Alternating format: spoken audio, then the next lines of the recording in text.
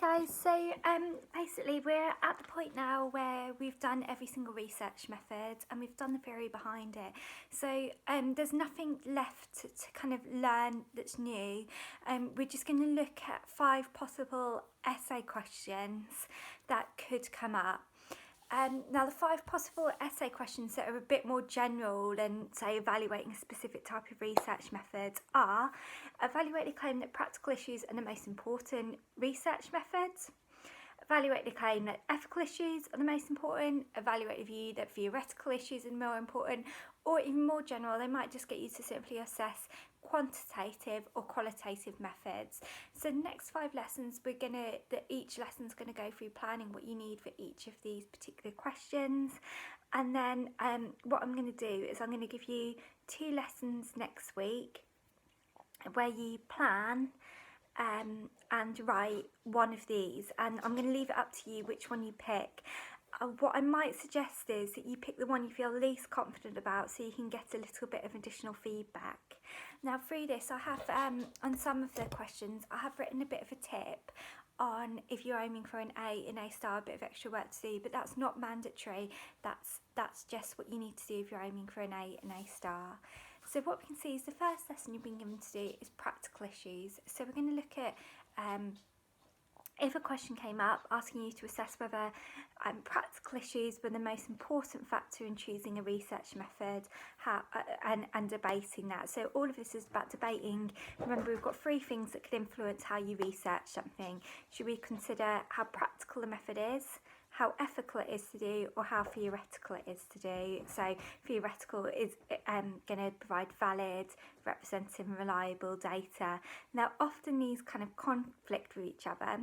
So if I give you an example, if you do like a large scale research method, it's going to be representative, but that makes it quite expensive quite often. Or if you do an observation, it makes it highly valid, but it will make it more cost. Now for practical issues, what we're generally thinking of here is it is it even possible to do certain types of research methods? Now sociologists, they get their funding from alternative sources, outside sources, so universities, government, businesses might get them to do research, and they're going to get a certain amount of money, which is going to limit how much what they can research. So that's what we're going to be looking at with this. Okay, so with these type of essays you have got a tick off list. So it's 20 all of what I've given you is 20 markers. So you need 3 paragraphs, ideally, especially if you're aiming for an A and A star. To get in that top band you need the conclusion, which we're going to go through as well. Each paragraph you need evaluation, claiming that alternative factors are more important. So with these type of essays you're building a debate. So rather than practical being the most important, maybe it's more important to gain valid or ethical data. What you need is application of practical issues to particular research methods. So to get application marks, you might want to talk about particular research methods that are expensive, time consuming, or require personal skills. And if you can link it to wider issues in research methods, that's quite that's really pushing yourself into the top grade boundary. Okay, so I've split it into 3 paragraphs. So your first practical issue is how much time and money you have.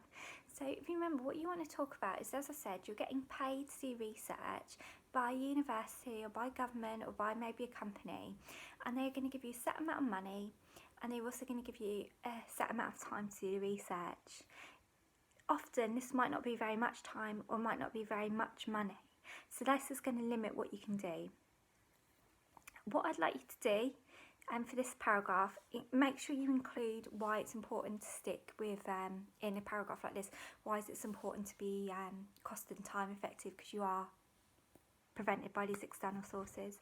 Explain one example of research method that is expensive and identify why that's a problem. So say if you're on a limited budget, identify one research method that's going to cost you a lot of money maybe to set up, or it's going to be very time consuming to set up, and explain why that's a problem.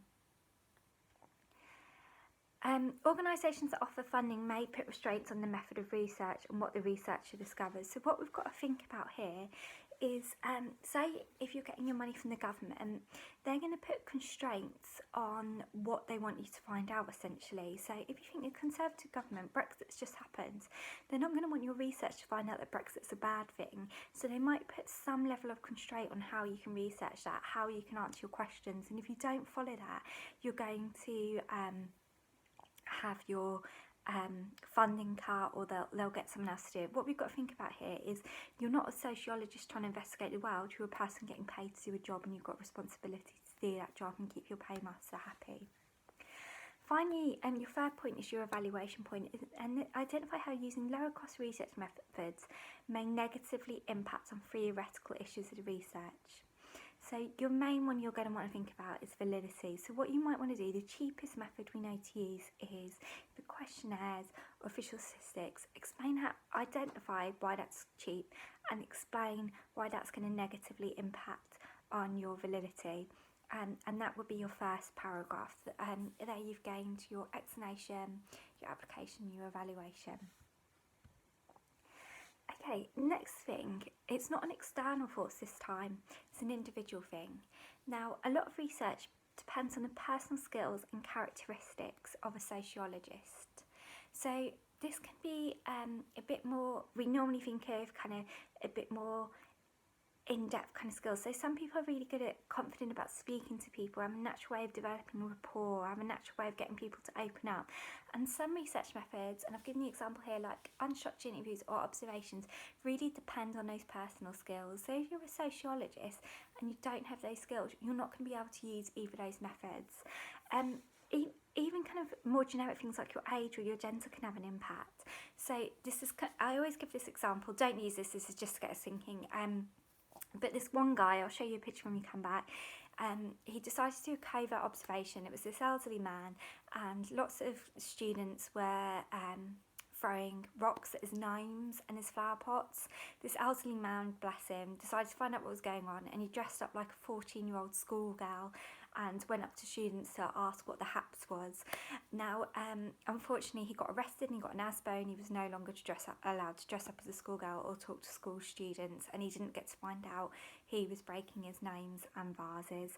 So obviously that's not an example you can talk about, but it's just getting us thinking of the importance of the average sociologist isn't going to be able to fit in with like certain groups like teenagers, or they might be the wrong gender to fit in with a group, or they might not have the contacts to get in. Okay, so explain why if you don't have these skills it may mean relying on detached methods. So detached methods are research methods where the sociologist isn't involved, so therefore doesn't need good personal skills, like secondary data, experiments, questionnaires where you're not physically present. Explain where these personal skills become more important when studying either illegal activities. So don't forget, if someone's doing illegal activity, they're going to have to trust you a lot to open up to you about this illegal activity.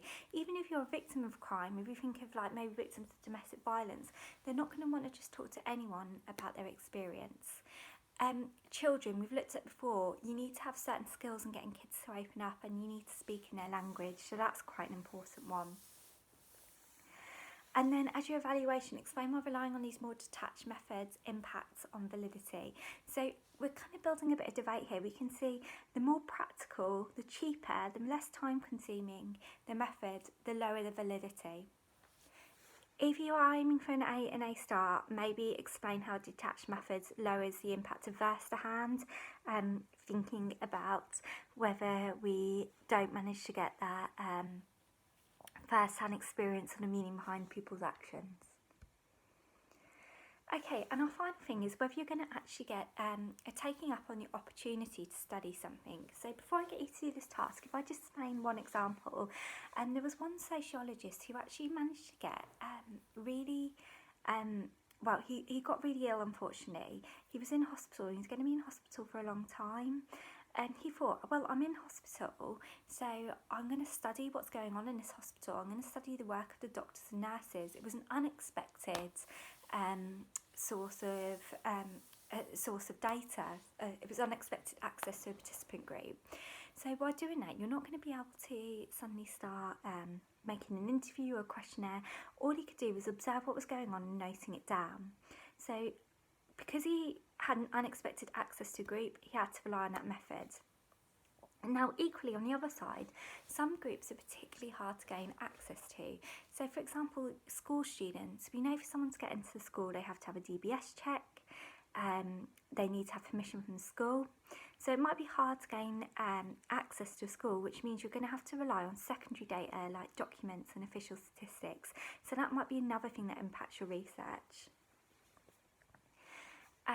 Okay, so research often takes a long time to plan stuff up. It's sometimes not possible to do this when a research opportunity comes along unexpectedly. Now I'm going to get you to use the example of gang crime to explain that. Now, you did this with your Britain task. We looked at the London riots. If you're struggling to remember what London riots are, literally Google it, you'll get loads of YouTube clips explaining it. So this was an unexpected phenomenon that lots of sociologists wanted to explore and wanted to study why this happened. So in this case, they had to either rush over there and quickly observe it, or they could use the secondary data from all of the news that was coming out. It was unexpected, so they didn't have time to construct maybe an interview or an experiment to investigate this. So next one is, I've kind of talked through with you, explain why it might be difficult to gain access to school, and explain why you'd have to rely on secondary data. And then for your evaluation, identify the problem with using secondary data. So by doing that, you will have got everything you need for your 3 paragraphs.